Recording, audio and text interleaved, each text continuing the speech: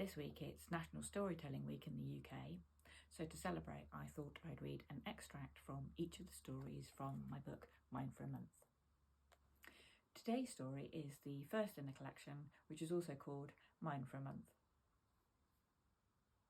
"Holly, prepare to trot," Jane called from the centre of the outdoor arena, "and to rot." Grabbing a handful of bristly mane, I slammed my heels into Copper's barrel sides, and unwillingly he broke into a slow jog. I bounced. I always bounced. No matter how much I tried, I could never get the hang of the rising trot.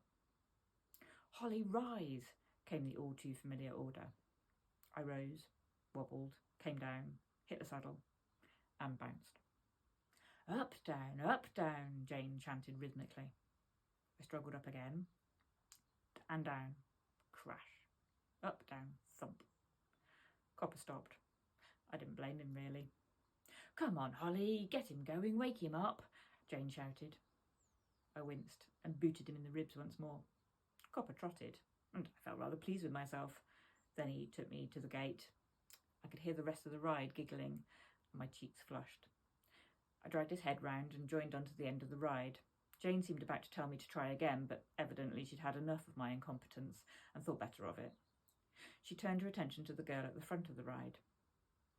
Lucy was riding Saracen, a gorgeous part Arab who walked as if he was on springs. Lucy always rode Saracen.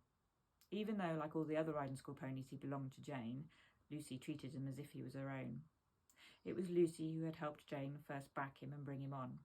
It was Lucy who came to take care of him every day. It was usually only Lucy who rode him, and she rode him perfectly. There seemed to be an invisible bond between them. You never saw Lucy squeeze him on, he just broke into trot. You never saw her use the reins to slow him down, he just slowed to a walk, perfectly collected.